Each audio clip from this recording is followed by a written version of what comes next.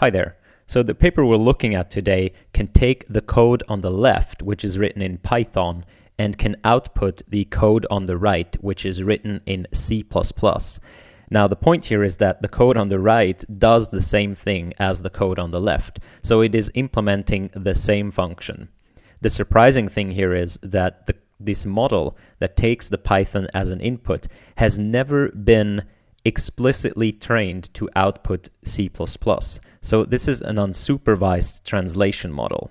And that's the cool thing about this paper is that by having no supervised signal at translating source code languages into one another, it can perform pretty well at the task nonetheless. So we're going to look at this paper. It's called Unsupervised Translation of Programming Languages by Marie-Anne Lachaud, Baptiste Rosière, Loïc Chanusso, and Guillaume Lompel at Facebook AI Research.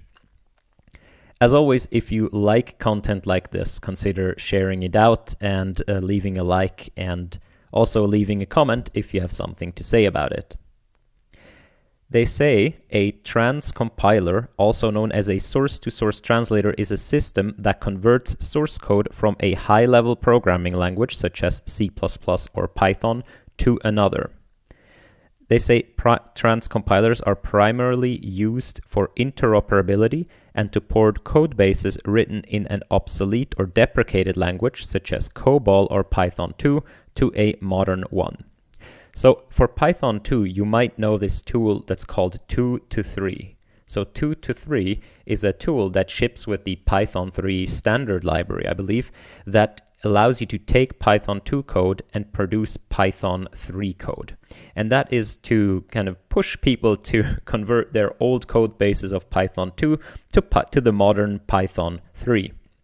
Now 2-to-3 is handwritten program. It has specific rules built in that the programmers know if we modify Python 2 like this, Python 3 gets out. For example, the print statement in Python 2 requires no brackets, so we make a rule that whenever there's a print statement with no brackets, we'll add the brackets such that it's Python 3 compliant.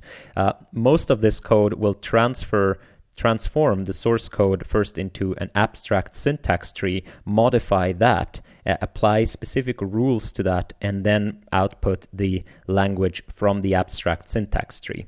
Now the problem here is manifold.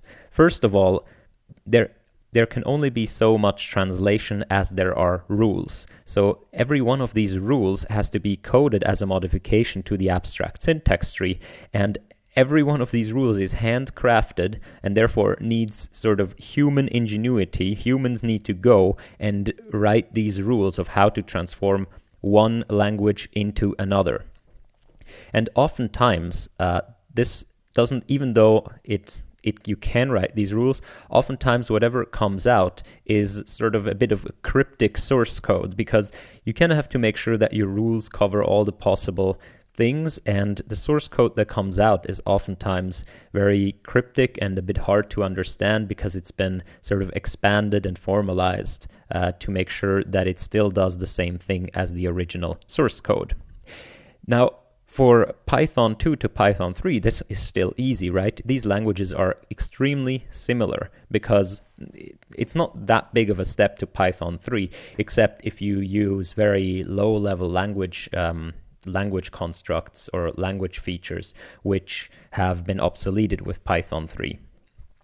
On the other hand, if there's something like COBOL, so a lot of this old banking code or insurance code or government agency code, whatnot, is written in these really old programming languages, and they've been kept alive by these old school programmers that are slowly but surely all retiring now, and there are just not many new programmers around that can support these languages, and the languages themselves aren't really updated that much anymore. So you would like to transform COBOL into something like I don't want to call Java a modern programming language, but it is used in modern times. I'd rather not call it modern per se. Java itself is a beast that's been sort of supported since forever. But in any case, you would like to transform something like COBOL to something like Java, where you have a lot of programmers that can develop and further develop your code.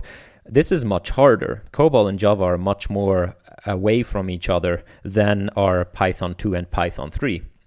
So what you would like to do is you would like to have a tool that is like 2 to 3, but humans, because now if you want a tool like this, you need someone that's really proficient in COBOL and Java in order to write a tool like this. And you need lots of them, and they need to invest lots of time. What you would rather like to do is you would like to learn a system that translates from one language into another such that the meaning is conserved. And this, of course, is exactly the domain of natural language machine translation, except it's source code. So we all know that we've all realized in the last years that things like Google Translate have become extremely good at translating. So they say right here, although neural models significantly outperform their rule-based counterparts in the context of natural language translation, which is Google Translate is all learned right now, they say their applications to transcompilation have been limited due to the scarcity of parallel data in this domain. So what's the problem with just going and saying, oh, we can build really good neural machine translation models. Let's just apply them to source code. The problem is if you build a neural machine translation model, say something that transforms English to German. So you have the word hello and you output hello. Now you can do it not with just one word, but with entire sentences and so on. These models, they usually, or in the classical sense, what they need are parallel corpora, which means that you have documents that are written in many languages, and you can guarantee that they mean the same thing. So this is a supervised signal. One example of this is, let's say, press releases of the United Nations. So the United Nations will make some press release and they will then have professional translators translate that press release into all of the different or into many different languages. And so you can pretty much guarantee that these mean the same thing. So these pairs of documents or triplets or whatnot, they are supervised training data for a machine translation model that translates from one language into the other. And the neural machine translation models rely heavily on these parallel corpora. For source code, you just don't have that as much. You don't have big code bases in great numbers where the exact same thing is implemented in one language and in the other language. There's just not that much data available. It is the case that sometimes let's say in the case of Torch, it started as Lua and then it went to PyTorch. And the developers had to translate the code from Torch to Python. But in the same step, they've also made improvements. They sort of re-engineered and reinvented the framework and made it better. And so you can't really say these are the same things. And likewise, there's not a lot of code available where the same thing is implemented in two languages. So we just don't have these parallel corpora for the source code translation. So rather what this paper does is this paper goes into unsupervised machine translation. Now, what does unsupervised machine translation mean? Unsupervised machine translation, you imagine I have just a big database of documents. And these documents, I know they're all in English, okay? And I have this other big database, and I know that they are all in German. I just know their documents are in German, but they don't correspond to each other. They're just German documents, and over here they're just English documents. I don't say that these two here are somehow the same. No, I just have a bunch of German, a bunch of English. They don't even have to correspond. They're just text. And now what I want to do is I want to learn a shared embedding space. I sort of want to learn a shared space of embeddings for these two languages such that similar things are mapped to the similar place. So if these two documents just happen to talk about the same thing, I want them to be mapped to similar spaces in this shared embedding space. So I'm going to have one model, a single model, where I input the text and it goes into this shared embedding space, okay? Now, this is unusual because usually in machine translation, if you translate from English to German, then you'll have your dedicated model that takes as English as an input and German as an output. And that would be a different model than one that takes even German as an input and English as an output, or French as an input and German as an output. In this case, we have this process right here and this process right here is the same model. And then the decoder that translates this, of course, now we have the encoder embedding, and then the decoder that actually translates to a language is also going to be the same model. So it's the same model that translates to English, then it translates to German. So first of all, how do we make the same model? Let's say we have the perfect encoder, right? This is E, the encoder, the same encoder for all languages. Let's say we have the perfect encoder and it can map whenever a sentence means the same thing in different languages, we can completely map it to the same point in embedding space, irrespective of the language it comes from. Now, how do we tell the decoder, which is also the same model, like how does it know what to do? This is a little trick where you take this embedding, so you take the input, you put it into your model, I don't even know how you go this, and then your output is going to be autoregressive, right? So you decode one token at a time. So you decode this token and then you feed it back into the model, and then you decode this token, you feed that back into the model, and so on. This is an autoregressive language model. And the trick here is that the very first token is a special token that describes the language you want to output. So here you say, I want German. And then you let the model decode its thing. And by conditioning on this token right here, it knows it should now produce German. You will simply, during training, you will simply put the token here. And if it produces something other than German, that's a loss, right? So it will learn to produce German after you produce this tag. All right. So what we need is an encoder and a decoder such that in the encoder we can put in any language text and it will map to the same space the things that mean the same things, and we need a decoder that can produce any language given this first thing. Now the decoder should be fairly easy, right? If we have a shared vocabulary between the languages and we always put this token, the decoder is not a problem. You can just learn the decoder in a straightforward way. But the encoder is going to be a problem. So how does the encoder map the different languages to the same space such that the same things are ending up in the same place? It seems a bit counterintuitive, right? Because it doesn't know which things correspond to which things. Now, the first thing you need is a shared vocabulary here. Since we are in a shared space right here, what you need is a shared vocabulary. So you tokenize all of the text with a shared vocabulary. And this vocabulary is going to consist of sort of word pieces. Now, if you don't know what word pieces are, in a word piece tokenization, what you would do is you would split words into so-called word pieces. So, for example, hello right here might be split into two word pieces. The first word piece might be hey, and the second word piece might be LLO. Okay, there is usually like some kind of indicator here that this is the end of a word and so on, but we'll simplify. And hello right here would be HA for the first token and then LLO for the second token. And these kind of word piece encodings, since the smallest units are going to be the characters themselves, they ensure that you always have everything is in vocabulary. You have no out of vocabulary tokens.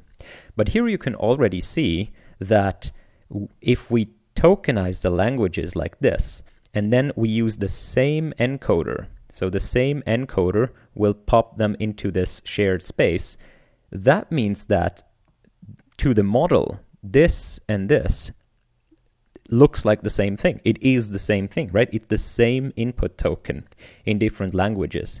Now, as you can see, this comes from the same word. The lo at the end in English and the lo at the end in German, it comes from the same word. So, it's fair to assume that since it's the same input, it's going to be mapped into a same embedding space right here.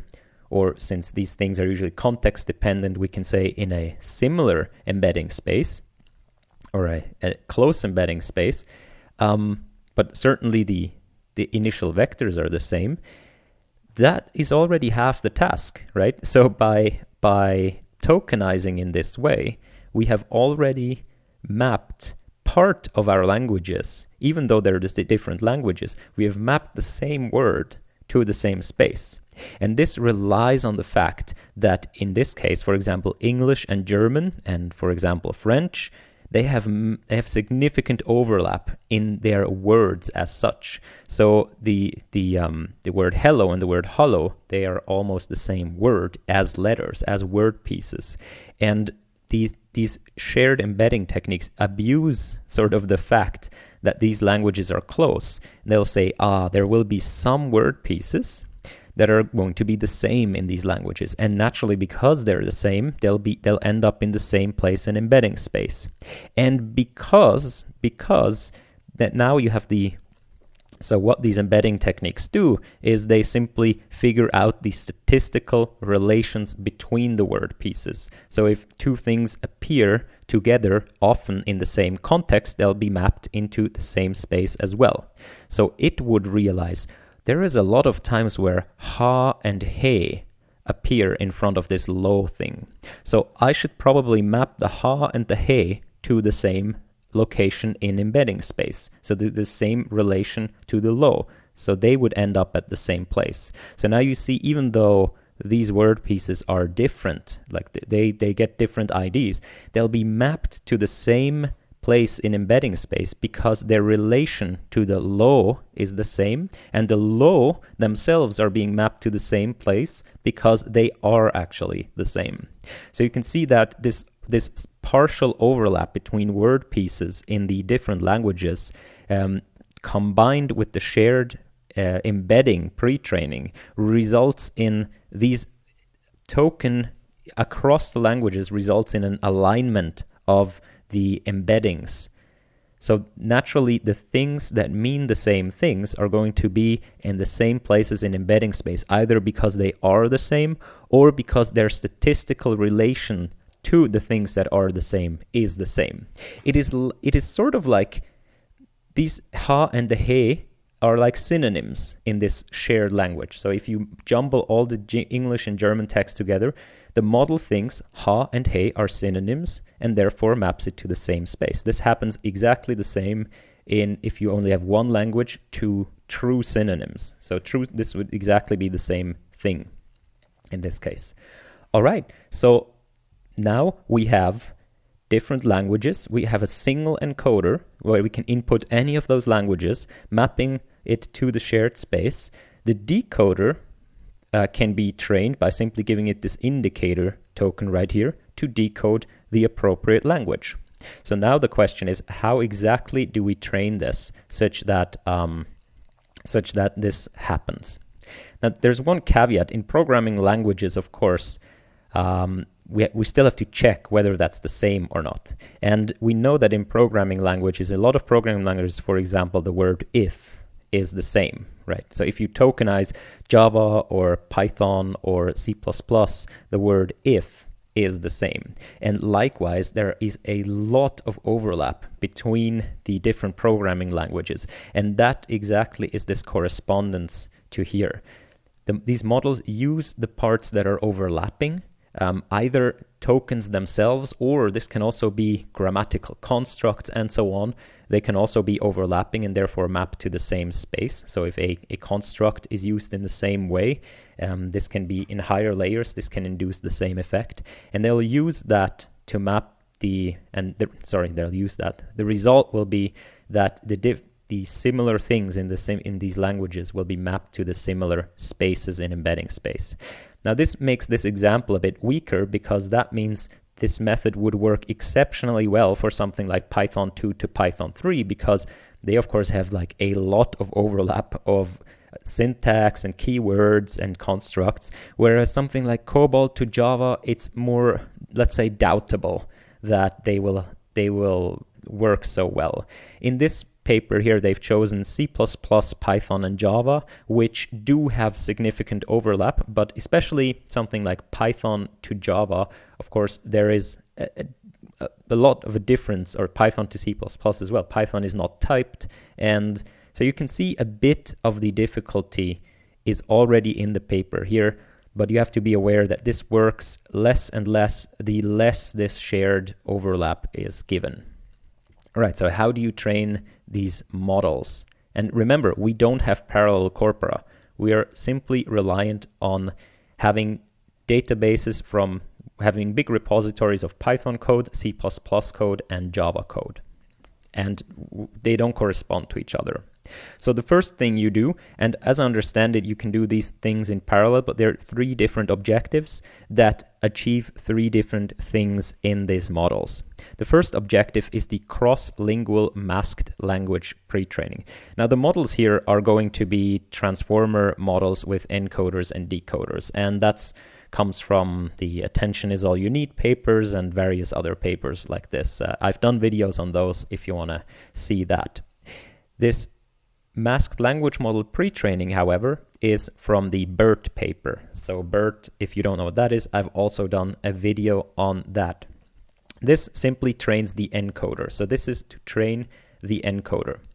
What you would do is you would input code. So usually in masked language model, if you train the encoder, you input code with tokens like hello there. You would then, so this is your input, you would then mask some of the tokens. For example, here the low and the maybe the entire word there, you would scrap that. You would put it through your encoder, which is this transformer model like BERT, and then BERT is supposed to reconstruct hello there. Okay, BERT is supposed to reconstruct these 2 tokens, like it doesn't see them, and you ask it, what did I cross out?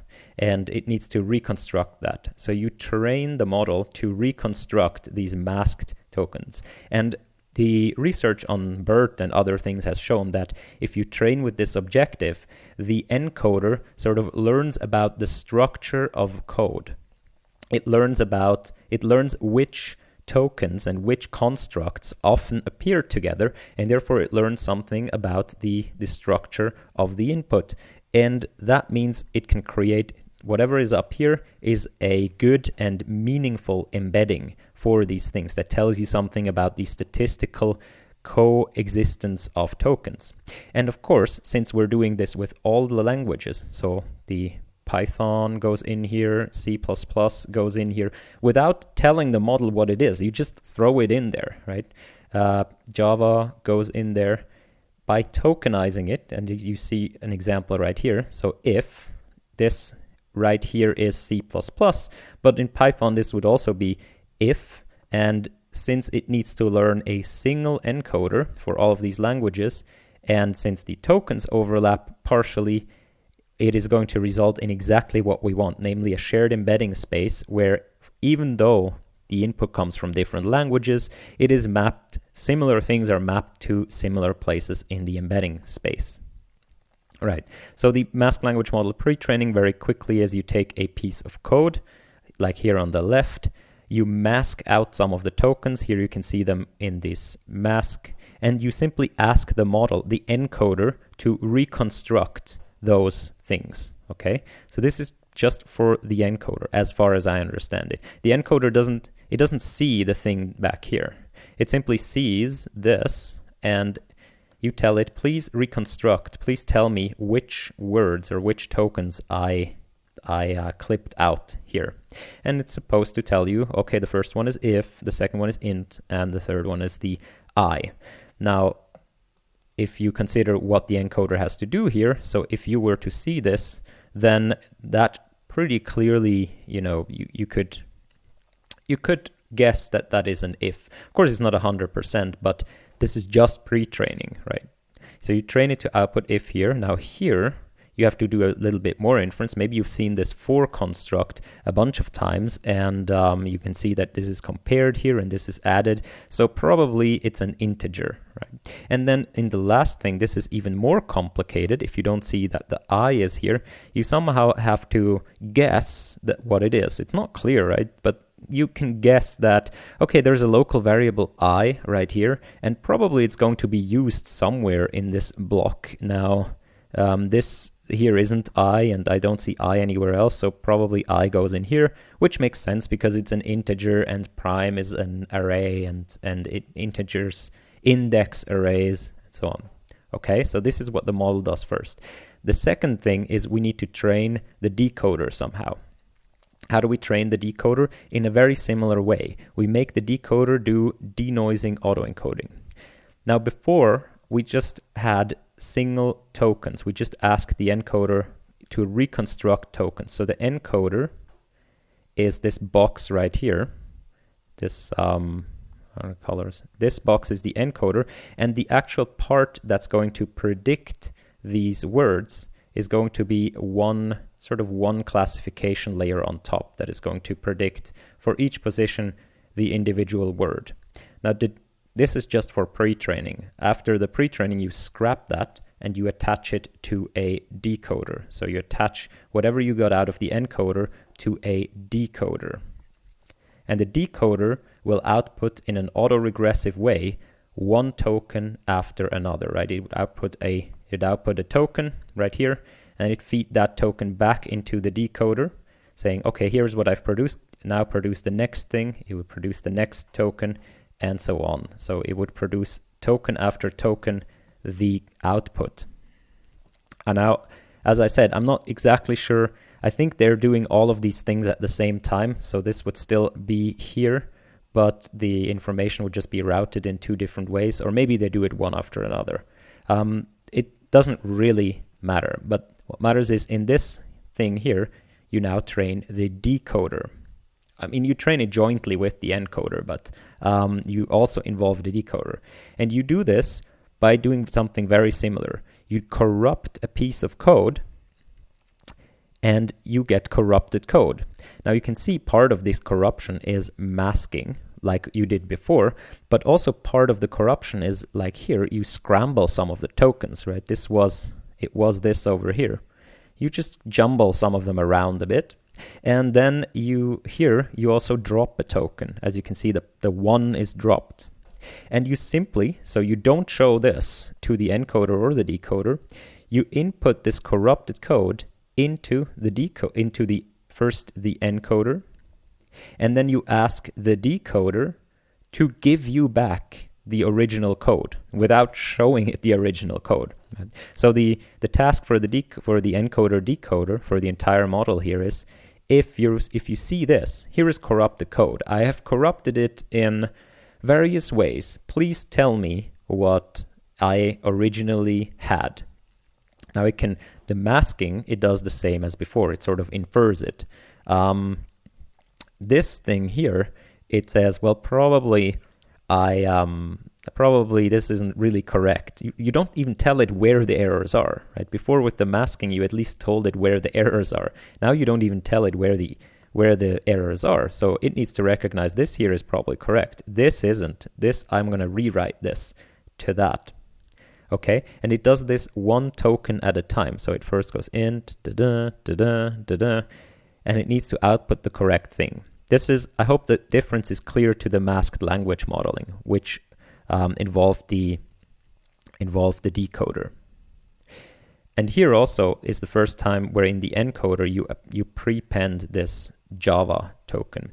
Now this, as you can see, it still goes from the same language to the same language, but this is where you train the decoder to output a given language. So here with the token. Again, this is the same decoder for all the three languages. The only difference here is every time you simply provide it with the special token at the beginning to tell it which language it should decode right now.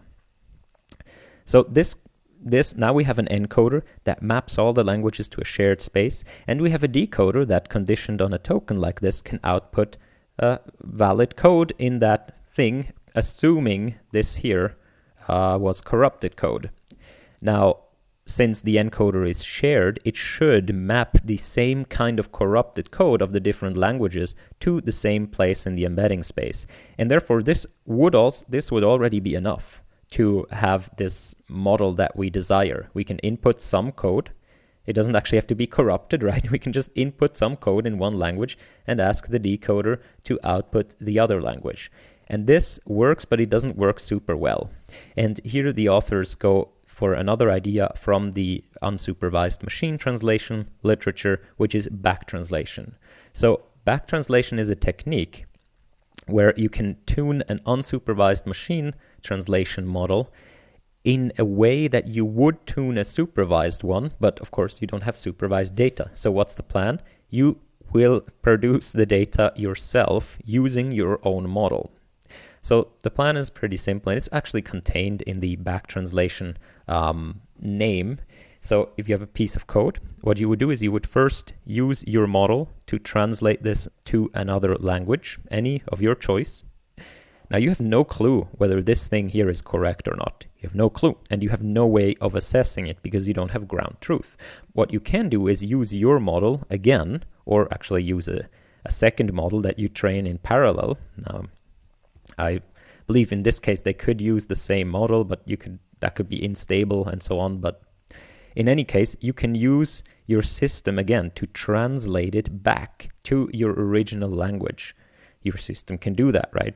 And here, whatever you get as an output, you know the ground truth. It's whatever you started with. So now you can compare what comes out to what you started with. The difficulty, of course, is if there's a mistake, you don't know which of the two models made a mistake. And so it could be that your original translation model made a mistake, or it could be that your back translation model made a mistake. And you have to find a loss function that kind of punishes both equally, or you simply keep one sort of constant and loss-free and train the other one. Because there's going to be a sample where you have C++ as an input, and then the intermediate language is Python. So all of the models sort of get trained once as a source to target translator and once as a target to source translator. But I hope the objective is clear from the back translation. So now with the back translation, you train the models to go from one language to another language. Okay, and that's the final goal. Even though you do it without supervised data, you now have a model that can encode things into a shared space, that can decode into a language, and that is attuned to translating from one language to another language. So that's it. This is all. How does this work?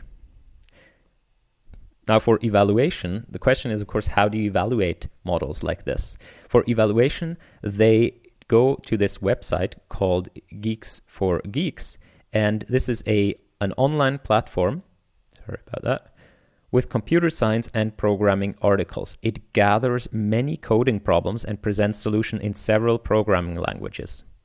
Okay, so this is a website that teaches you to code, and it will have like an exercise, please do this. And then it will provide solutions in the different languages. Now, why is that cool? And they have an example. They have an example right here. Why is that cool? Because not only can you be relatively sure that these different functions that you have here do the same thing, but you can also be relatively sure that they are implemented in the similar way. Right? Because what this website is trying to do is it's trying to teach the people how to code up an algorithm that they think up in their head. And therefore, not only is the solution correct and the same, it is implemented in the same way. As you can see here, the construct, there's this if construct is everywhere, the else if is everywhere. So even though some of the languages might have specialty things for implementing some algorithms, these are really the same the same expression of algorithmic thought in the different languages. So that is a perfect parallel data set. The problem, of course, is that there's not that many. So it is good enough as a test set. It is not good enough as a training set. But given that it's a test set, you can just have these as test set, and then you can input the C++ and see whether or not the Java comes out. The problem here, of course, is that even though this is very clear, there are still, sort of many variations of how you can implement that to even express the same algorithmic thought. So metrics from natural language processing like BLEU just aren't going to be very good because they look at n-gram overlap, and you can write this function with very different n-grams and still be very, very valid and correct. And also, exact match is not going to be really the gold standard here. So what they do is they create a set of unit tests where for each of these functions they check their input types, they randomly generate a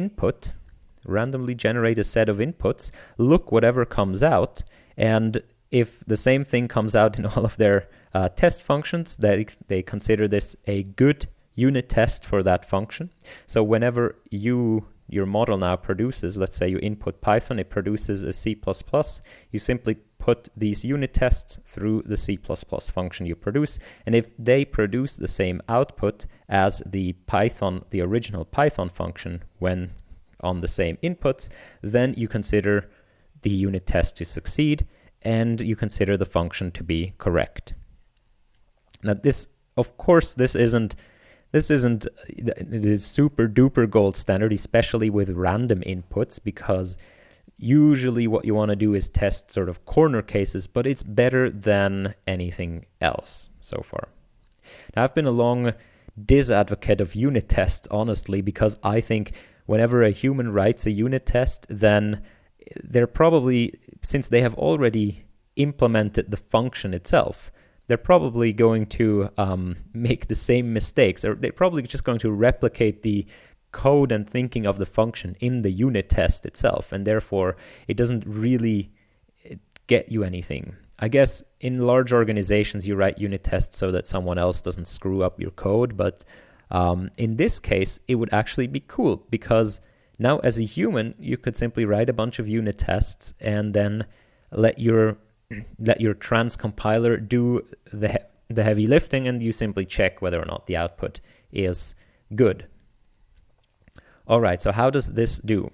Here you can see they have some baselines. The C++ to Java, as I understand it, is a commercial system, and the Java to Python is an open source system. Both are human experts that make up these rule-based systems on how to translate code into other languages. Now, if you do what they have here is transcoder beam 1, which means a beam size of 1. So if you don't know what beam search is, very shortly, beam search is like if you decode from your language model, you can either always take the next token that has the highest probability, this would be greedy decoding, or a beam size of 1, or you can sort of always keep the top n hypotheses of what the most likely output is, as you can keep the top 5 in memory and always decode these 5 on, sort of like you have a mini batch of 5 sequences and you always keep the top 5 in memory. So at the end of the decoding, you're going to have 5 different variants of the same sentence or of the same decoded output, and you can then decide which one you like best. And usually what you do is you then output the one that has the highest probability, which is not the same as the greedy, because sometimes the next token will look very good in a greedy way, but you'd better take the second most likely, because the next to next token is going to sort of make up for that and make the entire sequence even more likely. So more beam size basically means you can keep more hypotheses of the output in memory until the end. So if you just do the greedy decoding, you see you already get fairly close to these baselines. It's very, very cool, very interesting. And if you up the beam size, you surpass these baselines. Now, the way they up the beam size here, I find to be a bit, let's call it a bit cheaty, because when they say beam 5, what they mean is they keep the 5 hypotheses, and then at the end, as I understand it, if any of the 5 hypotheses passes all the unit tests, or the most, they keep it, right? So basically they give themselves the freedom to say whichever one of the 5 we output is the best, that's the one we count. And of course that's not really a match to the commercial or to the baseline system, because it can output one thing. Now, it is maybe a good practical application to give the human that, you input a function, you give the human 5 options to choose from, and it can choose and thereby decide which one the human likes best. But it is sort of, it is wonky. What I like more is this here, the beam 10 top 1. This is what you would actually do. So you could keep 10 hypotheses during decoding, and at the end output the top one, the top likely one. And as you can see, that is better than greedy, but it is worse than where you give yourself the freedom to output multiple ones, of course. Though they say that most of the errors that this top 1 makes come from compilation errors when the target language is Java or C++. It suggests that the beam n top 1 metric could easily be improved. We leave this to future work, which this again I find valid, right? So if your method is, I'm going to keep the top 10 hypotheses until the end, and then I'm going from the top and I simply compile them and I output the first one that compiles, that's not cheating, right? That's a valid thing again. So in that way, I can understand what they're saying right here. Okay, so they give some examples, some of which I find very interesting. So the first thing here is that, by the way, I've said that the tokenizer between the natural languages is shared. They make a little tweak here in that they tokenize the different languages with their language respective tokenizers, which will still end up tokenizing pretty much, this the print statement in C++ or in Java. No, actually, the print statement in Python is print, and in Java it's print ln and so on. But it will still, like all the if statements, it will still tokenize into the same word. But it's simply not viable to parse Python with a C++ parser. Okay, so we have looked at this. The results, this is one of the results. They look at their shared embedding space, and this is a t-SNE plot, so a 2D projection of this shared embedding space. And you can see that this is actually happening. So the different, null, null, and none are mapped to similar locations. Print ln and cout are mapped to similar locations in this space. So this is exactly what we want. This is sort of a verification that this method of embedding the different languages into the same space really turns out such that whatever means the same thing is mapped to the same place. You can see here catch and accept, 2 very different tokens, are mapped to the same place simply because they're used in the same sort of constructs across the languages. Very cool. One of these examples here is quite impressive and kind of shows the difference between this and rule-based translation. In this function right here, you have a C++ function that takes a character pointer to that is called str, as an input. Now, in C++, strings are, at least in old versions of C++, strings are handled as character arrays. So a string is indistinguishable from a character array. And in this case, usually what you do is you don't input the array because that would cause a copy. You input a pointer to the first, you input a pointer to the array, and that would define the string. Okay, so if you translate this, again, the type of this is simply character array. If you translate this with this transcoder system that they've built, into Java, in Java, there is a type called string, right? There's a native type called string. And is that true? I think, oh yeah, that's handled really weirdly in the JVM, I think, yes. So there is at least there is a type called string. So it would map that, it would recognize, you mean a string. Therefore, I'm going to put a string here. And it uses all the string method like string length, string character at, and so on. Where in C++, this is just an array, and you just have array accesses. Now they take this same C++ function and only change one thing. They change the name of the parameter. Everything else is the same, but now the character array is called R, okay? And they put it through the same system, and that system now outputs a function that takes in a character array called R instead of a string. And it uses, here the property length, it uses array access instead of this character at method. So simply by changing the name. And this is something where I believe the rule-based systems can be an advantage over rule-based systems, because what this here does is it simply says, I've seen a lot of humans in my code base that use like stir as a variable name. And that usually means that the constructs here are like the constructs in Java where people use strings. And I've seen other places where people use, names like this right here. And usually that is used in the same context as in Java, people use character arrays, right? So in programming, it's not only important what the code actually does, but a lot of programming goes via naming of things. Like other programmers will read your code, and by reading stir right here, they will sort of assume that this is a string. Whereas if they read R right here, they will assume you're a pirate and you are referring to a character array, and they will treat the code means something different. And these systems right here, these neural machine translation systems, can actually understand that part because they do statistical inference on code that humans wrote. If you change this back to, say, input, then again, it goes back to a string and uses all the string functions. So that's fairly impressive in my mind. And definitely an advantage over rule-based systems. Of course, the disadvantage over rule-based systems is that in rule-based systems, you can almost sometimes you can even guarantee that the code does the same thing. Here, you can't.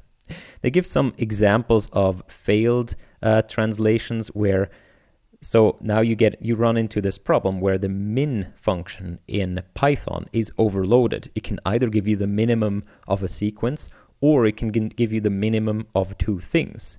Now this is translated to Java right here, and math.min is not overloaded in Java. It only gives you the minimum of two things and not the minimum of an array. And it still outputs that. Now, given enough data, probably it could learn because these things are all context dependent, but this is one of the failure cases of these models, of course. All right, so this was this paper. I've read that the code of this and the unit tests will be put online at some times. They are not right now. If I hear about it, I can link to it or let you know about it. Let me know what you think of this paper in the comments, share it out, and subscribe if you haven't yet. And bye-bye.